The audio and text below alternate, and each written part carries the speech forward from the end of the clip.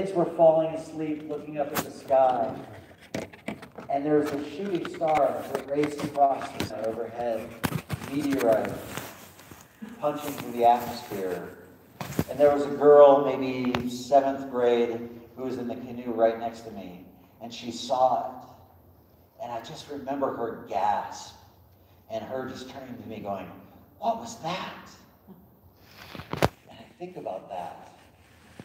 I think about that moment. Her seeing her first shooting star. And what magic that would be. What magic to see that for the first time.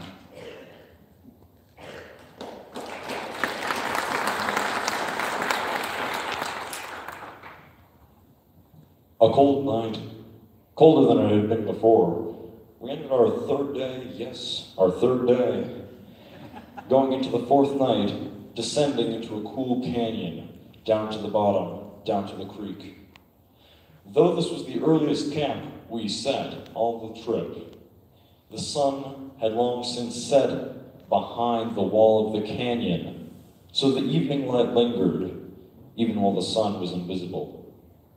We went to sleep early that night. And let me tell you, sleeping with my brother is like sleeping with a bony octopus. I'm amazed at how many limbs he grows while he's sleeping. He's like a liquid. He spreads under you. He reaches into your armpits, grabs your face, you know, getting knees to the crotch and elbows to the neck. But we may have gotten to sleep early. That was probably a good thing. It was not the best sleep that night. He was unusually active. So I woke up at one point with an elbow to the cheek. And I sat up. It's freezing here. I reached down to grab my coat and put it on, immediately wishing that I'd kept it with me in my sleeping bag. It was cold. So much colder. I was so much colder after putting it on, but I knew, it'll warm up. You're not gonna get hypothermia. You're not gonna die. That would be a stupid way to die. Killed by hypothermia from putting on a coat. That's great. But at that point, as I lay back down, I looked back up at the stars, and I saw it again. That little flash. What is it? It just, for a moment, it's there. And then I saw it again. Right near the first one. It didn't look like it was the same one, but I somehow felt like it was. I lay back down, I rested, and looking at the canyon walls rising up on either side, it brought back a memory sleeping in a canoe at the bottom as a baby, looking up at the sky. Probably from a similar thing. My father woke up. Similar elbow to the face. He mumbled to me, "Jasper, look at that. The Milky Way is aligned." And I noticed it. The Milky Way was perfectly aligned with the canyon. Opening it, tearing it, splitting it right through the middle. It fit perfectly. It fit. And I fell asleep there, like a baby in the bottom of a canoe, thinking and wondering.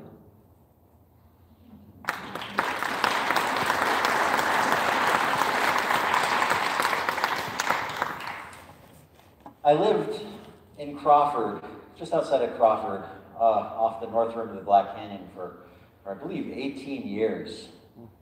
And the Black Canyon was my refuge, was one of my favorite places to go. I had it timed out. The right time of the evening to go for exactly the right moon phase. The gibbous moon, the waxing gibbous moon was the perfect time to go out to the north rim. Because full moon is not quite right, because you don't get the moon dropping into the bottom of the canyon until about 11 o'clock at night. So if you go out for the moon when it's higher earlier in the evening, the light is spilling down into that canyon, and I just sit on the edge and just look down into this milky light pouring down those dark black walls through those streaks of granite. bright in the moon. I remember one night being out there as a thunderstorm had moved through and left clouds down inside of the Black Canyon. And the moon was shining down inside and the wind was coming up. So the clouds were actually shooting out of the canyon. And you stand there right at the edge in all this moonlight with clouds rising up in front of you, this wet wind coming out of the bottom of the Black Canyon. One of my favorite places to be in the world. As far as canyons in the Southwest, that one is more bang for the buck. I mean, that is just a crack in the earth that you can't see until you walk right up to it and look down and you hear that roar in the bottom. I loved being out there at night in the moonlight. So I would align myself with the moon and the Black Canyon. During this last eclipse, when was it, the end of August, when totality was moving across Wyoming, you know, I wanted to be out there in the totality. I've never done it before. And I've heard it's just this incredible life-changing experience. But it just happened that the day of totality was Jasper's first day of high school and Jado's first day of 5th grade. And I was taking them to school that morning. And I had to make a decision. And sometimes you make the right decision. Sometimes you realize it's not about getting in the alignment, the bigger alignment. It's the smaller alignments. It's the alignments between those you love. It's being there in the moment for that high school day. And then running out to the edge of the Black Canyon to watch the eclipse. That's where I spent my eclipse day while they were in school. Did they let you out of school for that? They let us walk into the parking lot for 15 minutes. You couldn't really see the eclipse. I mean, nothing really changed. Did you go out? A little bit. See, what I wanted was, I should have gotten these guys out of school. No, that's what I should have done. You should have. I'm sorry about that. I blame you. But I had a beautiful day out there because what I wanted to do was to watch the whole thing progress. I didn't want to have the glasses on. I didn't want to see the actual event up in the sky. I wanted to see the light change around me. And it was beautiful. It was that strange silvery light where it seems like things aren't quite real, that something has changed, but you can't put your finger on it. And I was out there on one of those spines sticking out over the deep canyon, watching this strange light swirling around me. And this German couple came by and saw that I didn't have glasses, and they said, "You need glasses." And they said they had a whole bunch of them. So they gave me a pair, and of course I put them on and just sat there watching the event, watching the dark bite out of the sun. And, you know, a topic came up on this trip across the Uncompahgre Plateau where we were talking about sentience, where we were talking about how can you tell if an animal is sentient or a rock is sentient? How do you know the difference between human sentience and anything else? And often our measurement for sentience is being able to be aware of yourself. But I start to wonder sometimes if sentience is more being able to be aware of something else going on besides yourself.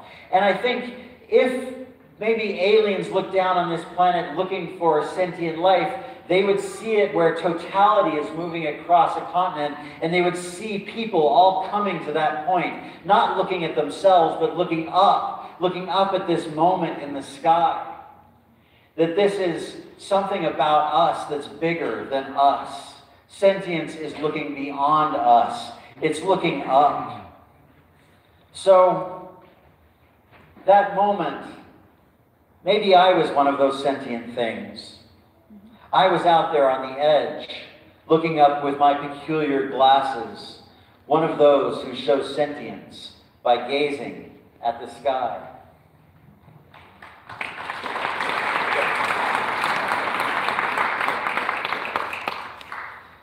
On the 5th night, or I think my final part,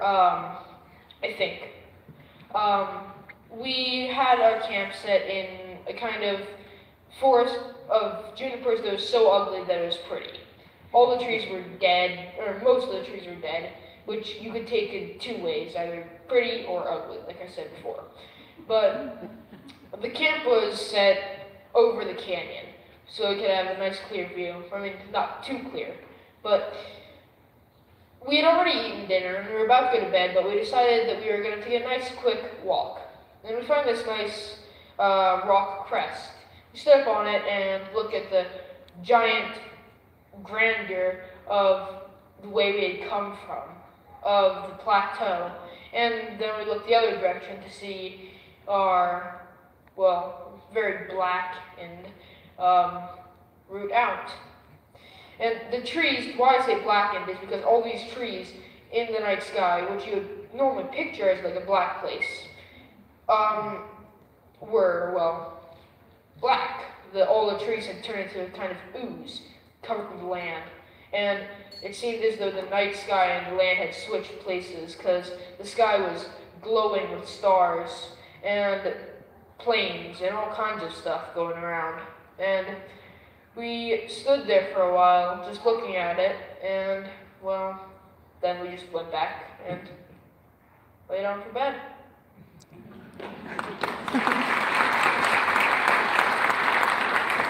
So it wasn't long ago that I was coming back home. My home is Norwood, is just the edge of a canyon just outside of Norwood, Colorado, and where I should say that the only glow I can see from there is Montrose on the other side of the Uncompahgre Plateau. There's a light glow in the north, so I know you're here. And I was carrying groceries and then my computer and bags into the house, and the stars were out, the sun had set and dusk had fallen away, and I was heading into the house when I noticed a bright light that looked like an airplane, and it was through a light haze, but there were no clouds at all, so it was curious. I stopped and I looked at it as I was heading for the front door, and I thought, what is that up in the sky? And I was just about to head in, and I said, well, just look to see, you'll see the flashing and it'll be an airplane. But just check to make sure, because all kinds of weird stuff goes on in the sky, and you want to be there to see it, whatever it is. So I wanted to know, that's an airplane, right? That's not anything weird. And I stopped and looked at it, and I thought, that's strange. It looks like it's coming through a haze. And then it started to expand and get bigger and bigger. And then it started to look like a comet. And then I realized, oh, this is not a plane. This is something else in the sky. And this was the day that the SpaceX Falcon Heavy rocket had taken off. And what I didn't know at that moment is that I was seeing the Falcon Heavy rocket turning and leaving the planet, leaving our orbit, and heading out into space. And I thought that might be it, but I wasn't exactly sure. It could have been a UFO, it could have been a comet, it could have been anything, but it was enough to put all my stuff down and watch. Watch as this light spread out, and I'm sure some of you saw it that night. Some of you might have looked up and seen just this moment of this rocket leaving this planet, heading out for who knows where. We want to be part of what's out there. We want to reach up and touch that. We want to be part of the gears of the stars spinning around us. And I don't know if I would leave this planet. I don't know if I would. I've often thought it would be amazing to get out into space and turn around and look back. But I kind of like being here. Being at this point, looking out at it all going on around us. But I love the magic of this. I love the idea that we are heading out there. We are going farther and farther, leaving this planet to go out and explore what is beyond us, because we've been looking at it for our whole evolution. Most of human evolution has not been inside with a roof overhead. It's been out there, watching these events night by night. And there I was, watching it happen, watching us leave the earth and head out there.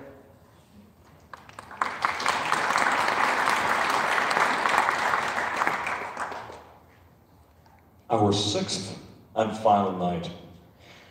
We had dropped back into civilization, back into the desert.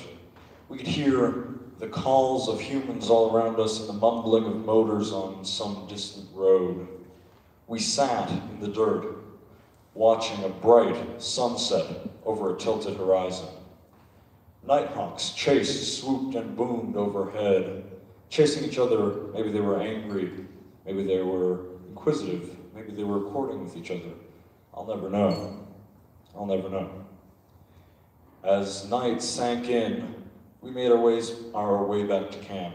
And as we set up, the Nighthawks grew braver and braver, swooping closer and closer, almost brushing our tent. We got in bed that night, prepared for a deep sleep, for a big push the next day. And as we sat there, I saw it again. A flash. Another one. Another one. It was following a path. That's what it is. It's a satellite, spinning through space. And every once in a while, it turns to just the right angle, where its solar panels reflect the light from the sun directly into my eyes, and I can see the sun at night. Not directly, but I can see it. We slept deeply that night. The best sleep I'd had in a long time. My brother kept to himself, amazingly. We had rich dreams, strange dreams. Maybe they were saying something. And we woke early this morning, before the sun rose. And we got out of the tent. We packed up as the sun began to peek over the horizon. As we ate breakfast and rolled the tent into a tight bundle, we put our packs on our backs. The sun leapt out, bolting into the sky, sending arcs of crepuscular rays shooting, carving across the sky to the other horizon. We turned towards the sun and began to walk into the light.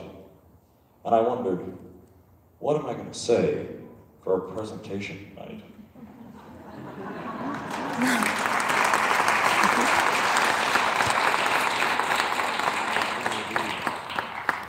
So this is night 7 of our trek. We walked across the Colorado, or the Uncompahgre Plateau, and this morning walked into Montrose. And I have to say that the most dangerous part of our trip was walking into town. And tonight is night 7. The last 6 nights we've been out. We've been watching the stars pass overhead. We've been watching the rays of the sun rise. We've been watching the sky the way people have watched it for most of human evolution. For all the time that we've been out there, we've been watching that happen. And so it's odd for us to be in here with a roof over us. Tonight we're going to be sleeping in beds. And I'm not going to be sleeping next to Jado and his elbows. Or Jasper and his elbows. But tonight we're going to be under a roof, which I don't know how I feel about that. I like the protection. I like what we've done. I like the civilization that we've built up around us and everything that it brings to us. But how much are we missing? How much are we not seeing by being inside? By missing what is going on out there? Night 7, I don't know. We should sleep outside, but it is so hot out there. The asphalt is baking, and there's a bed with clean sheets, but we should be out there. Yeah, we should. But we're going to be out there. We're going to open the doors from this place and step outside. We're going to be out underneath the night sky, where you can see this calendar turning around us, where you can see the clicking of this clock, not the hard, rigid clocks that we make, but this clock that is organic, this clock that is gravity and mass and spinning, this clock that registers actual time, not the time of our watches, not the time on your cell phone as you look at it, but a different time, type of time, a time that you know inside of yourself, a time of skin and blood and bone and stars, a time that we've been out in for the last 7 days?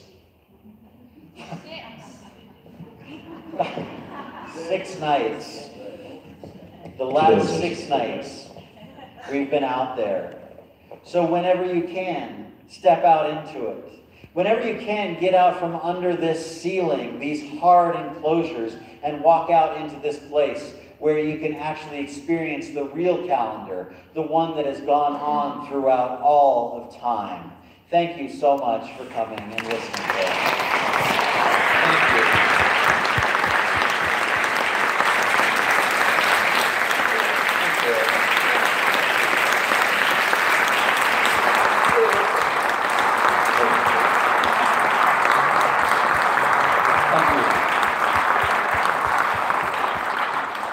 Are there any questions? If you have any questions, we're up here and we can answer them. I probably can't. Yes.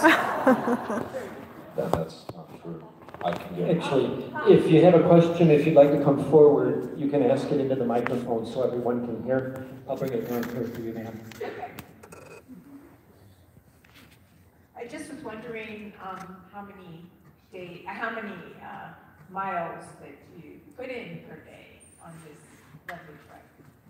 Well, per day, I mean, there was a lot of variation because some days there was intense route finding and bushwhacking. I mean, one day it took us an hour and a half to get a quarter mile because the vegetation was just so thick. And I mean, he has allergies, so that was not good. Plus, all the allergies that we brought, turns out they were expired like a year ago. So, I mean, and then there are some days where we go a lot further. I mean, today we made it 11 miles before 11 and then plunged into City Market and ate an ungodly amount of food.